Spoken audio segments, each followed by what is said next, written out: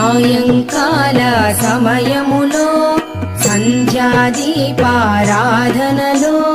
వచ్చును తల్లి మహాలక్ష్మి, వచ్చును తల్లి వరలక్ష్మి. కాళ్లకు గజ్జెలు కట్టింది, మెడలో హారము వేసింది, పిలచిన వెంటనే పలికింది, అడిగినదంతా ఇచ్చింది. సాయంకాల సమయములో సంధ్యాదీపారాధనలో